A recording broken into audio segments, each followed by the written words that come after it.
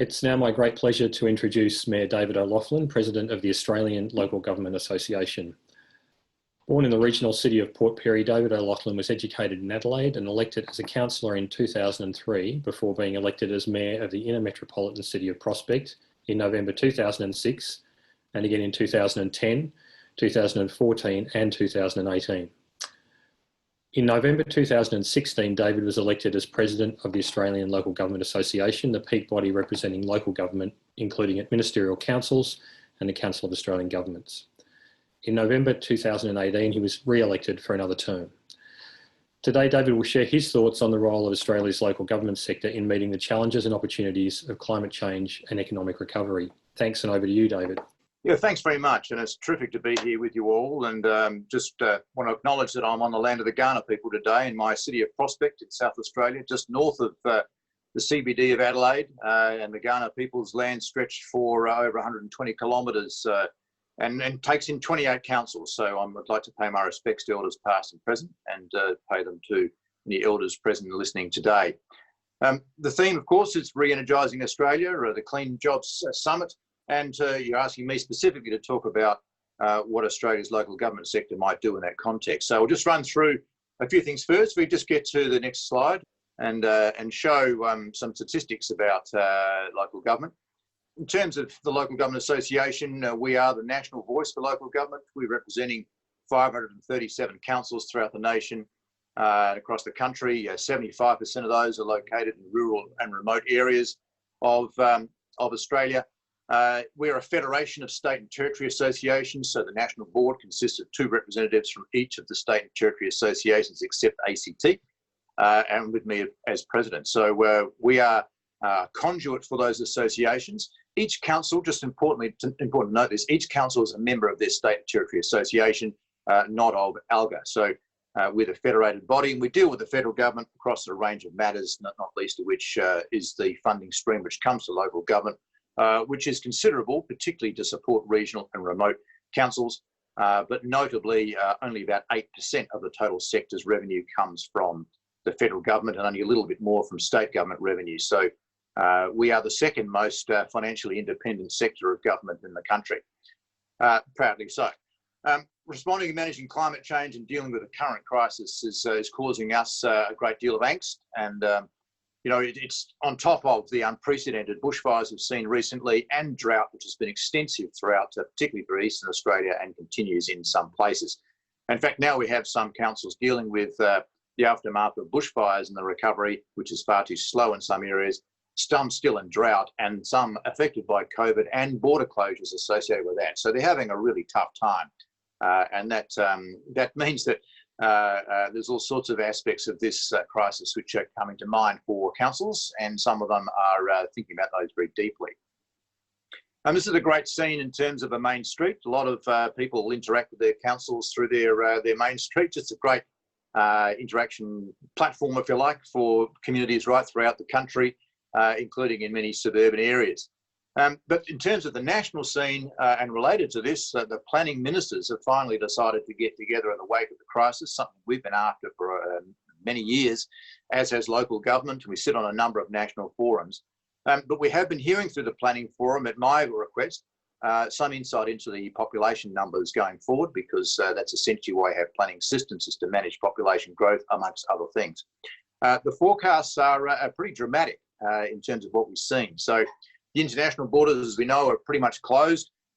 Overseas skilled workers, international tourists, international students are all finding it a hard road to get in here. Movement between states is also thwarted with closures left, right and centre. And we know that our fertility rates aren't really approaching full replacement in some areas. So migration's been a very important part of population growth in the country. Going forward, we can see that in the fastest growing state of Victoria, their annual population growth is going to slow to 1.2% in the year just gone, in the year we're in now, and 0.6% going forward. The lowest annual rate of population growth since 1916 to 17. Now that's going to have a dramatic impact on demand for goods and services, construction, the agricultural industry, and of course international tourism is of course really stymied at the moment. So We need to find new ways of keeping the economy going. Some would say it's a great chance to reinvent the economy and make it more sustainable and not so tied to population growth, and that would be a good thing in the long term. Either way, there is certainly a substantial economic crisis approaching us related purely to the rate of migration. Of course, councils have been dealing with a whole pile of matters, and tackling climate change is not new to councils. I mean, some have led the way with piloting projects such as water retention or solar generation or coastal protection initiatives for many years, decades in some areas, and that's led to change at the greater community level. But I think the recent impact of extreme weather events, heat waves, drought, bushfires, has really caused a lot of councils to stop and take note and to think much more deeply around what role they can play more broadly. I have to say the results aren't uniform, and those of you who are in councils would know that those discussions often are quite difficult discussions to have, even around the council table, let alone in your community. Nevertheless, we think at the ALGA level that councils do need to prepare for the unavoidable impacts of climate change in terms of adapting, and can have a significant role in reducing the degree of climate change impacts by undertaking some mitigation. There are risks though. Many councils have called for a declaration of a climate change emergency. Others have sought legal advice and thought, well, that might mean we have to respond to this in a way we would respond to any other emergency. And if we don't respond like that, then we might be in trouble. So there's I guess, a division around how people even talk about the topic and what sort of language that they use. Nevertheless, I think the vast majority of elected members think that something needs to be done and that they need to play a role in doing it. Some examples, we've seen some houses slide into the ocean recently on the East Coast with coastal events that seem extreme. Who should pay? Who allowed those houses to be built there? Whose cost is it to fortify the coastline? Should those houses be moved? And that interplay between local and state and federal jurisdictions in terms of liability. And of course, now the insurance companies are trying to minimise their liability. And what's their right to access the flood mapping that councils have done? And are councils liable for approving houses in residential areas that have been approved through a state government process where that's been shown to be subject to inundation with rising sea levels or rising extreme weather events? These are all challenges that councils have to try and deal with. So I'm not saying that it's not an issue. It's a big issue for local government right across the nation, but the pathway forward is not that clear. Next slide, please. If we could take a look at some examples where councils are stepping up. There's three here. The Townsville City Council Eco-Industrial Precinct has been a really good initiative. There are about 194,000 people up in Townsville. They've committed to a new eco-industrial precinct to establish an environmentally sustainable advanced manufacturing, processing and technology estate, and they're looking for industries that will come in and fit that bill. It's intended to be Northern Australia's first environmentally sustainable advanced manufacturing, processing and technology hub. So really quite exciting. They're going to realise their own objectives of the Townsville City deal, which is a tripartisan agreement spanning 15 years with all three levels of government, one of the first ones to be signed. And they're looking for, not just industry growth, but export growth for Townsville and its regional partners, and turn it into a real industry powerhouse. So really trying to invent jobs that don't exist now to power their economy going forward. And as the Mayor said, Mayor Jenny Hill, that Lansdowne is really significant to the city with the potential for thousands of jobs to be created, which would be a huge boost to our economy and bring new skills to the community, particularly when the local economy is suffering because of the impact of the COVID-19 global pandemic. So it's a great example of exactly the theme you've asked me to speak on today. So they're working on making that successful. Good luck to them. It's going to be very interesting to see how they go, and we wish them all the best. And they're not certainly the only example of that type of initiative underway. The second case study I've got for you is one that's been going a few years now, and that's from a little council called Jamestown, and the township of Jamestown is in the Northern Areas Council in South Australia.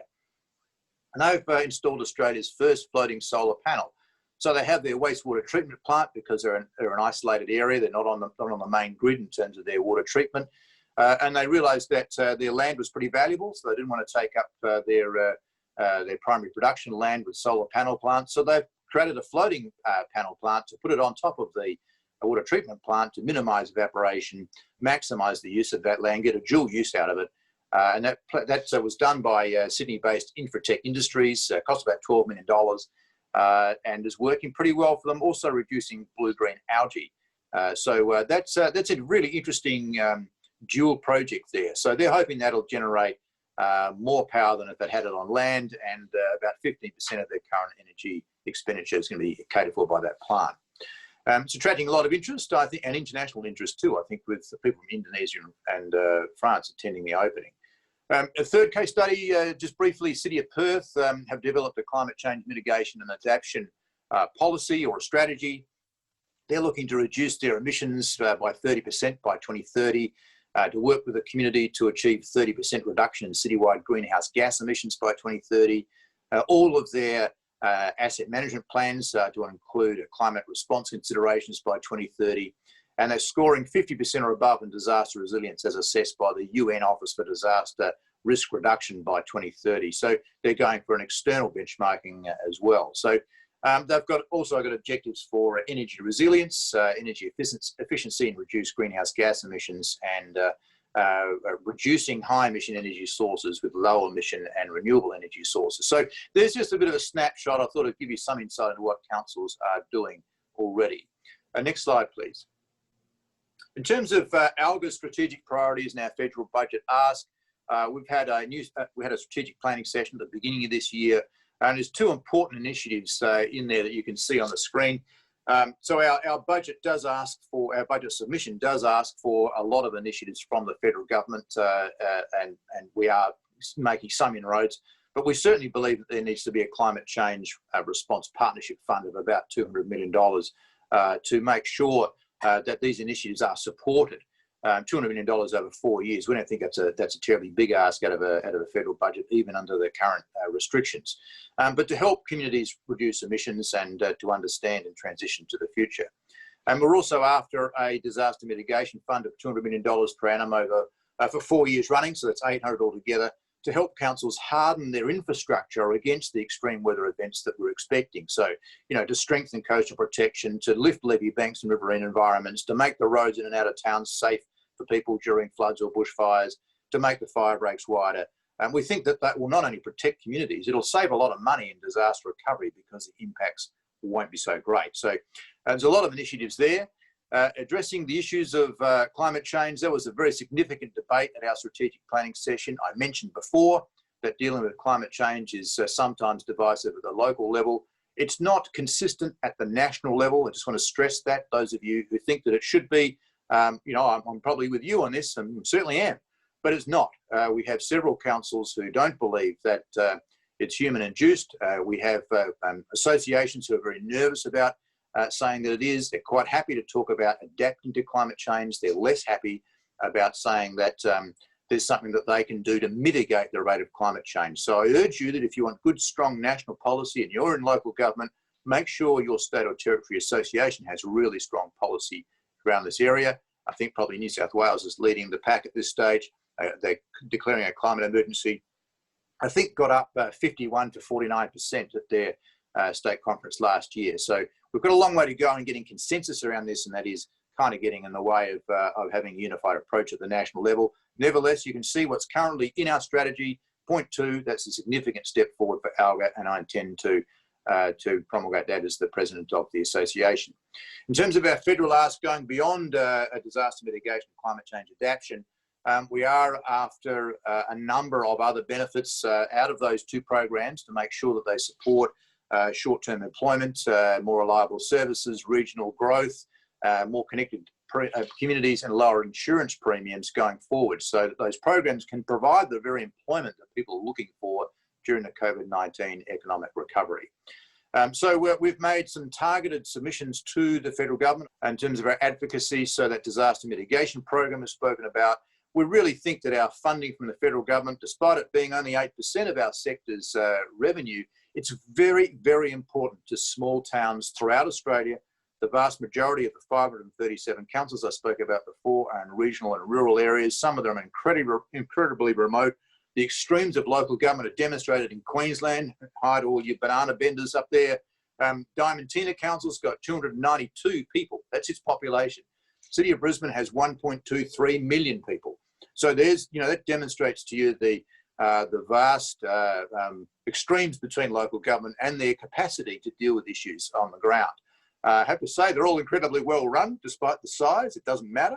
But those councils that are in the remote and regional areas have vast amounts of road networks and other community services they must maintain and don't have the income to do so. We're saying we have to get our essential funding, our financial assistance grants, back to 1% of Commonwealth tax revenues. It's currently down at about 0.55%. It's been steadily dropping since the introduction of the 1% in about 1996. So both governments of both persuasions. So we've really got to fix that, because that does undermine the capacity of those smaller communities to tackle these sorts of issues. We want betterment to be part of disaster mitigation, and those of you who've had a recovery from a disaster know the fight about betterment. We want community infrastructure that's affected by disasters to be included in those disaster recovery programs. So, really important sporting clubs and community facilities currently are not replaced under disaster recovery funding. We think that's got to change. And we want to commit to adequate health. We want the government to commit to adequate health services, particularly in regional and remote areas, so that they can respond to the impacts of those extreme weather events and get ready for further emergencies as they arise. So we've had some success. There's a big tick there. We managed to get $50 million to be negotiated to be available for disaster mitigation. That's terrific, but none of it's been spent.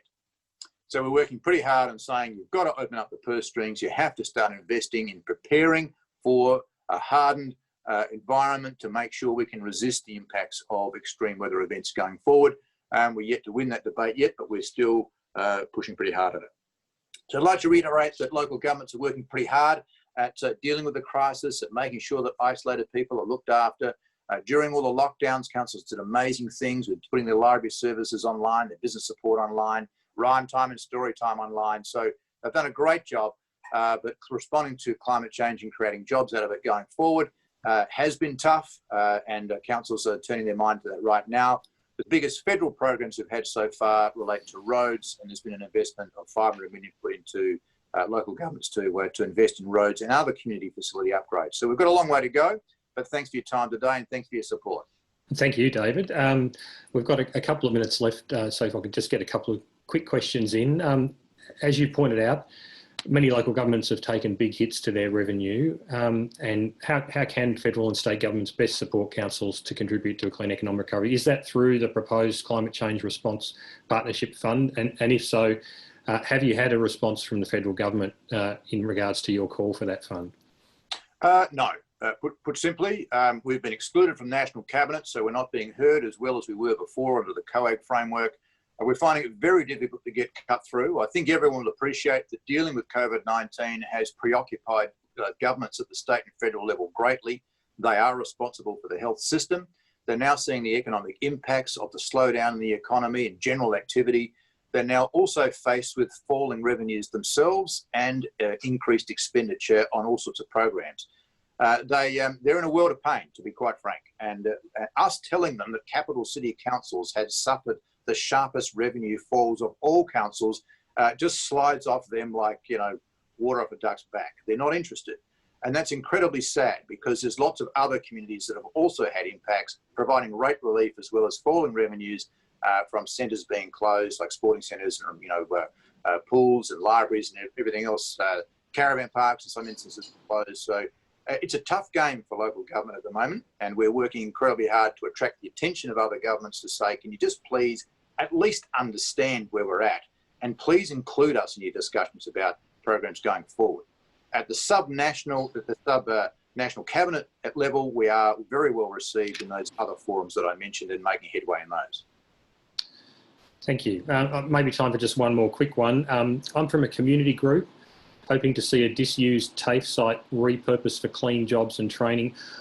In your view, what is the most effective way to bring local and state government and business together in a coordinated way to achieve clean jobs and training outcomes? Yeah, I think that's a great question. I don't have an easy answer. I would suggest that you just deal with it like grassroots politics. Get your local members down there, get them on board, get your elected members on your council on board. Make sure that there's no dissent in your community about that project, so that your local politician can see it's a winner for them and your federal politician can see that it works for them. Get them working on your behalf, because the other chains are not working at the moment. So take it right back to grassroots. All politics is local, and exploit that to your best advantage. Well, thanks again for your time today, David. It's great to have ALGA represented in this conversation, and best of luck with those funding us, the federal government. We look forward to seeing where that goes in the future. But for now, thank you.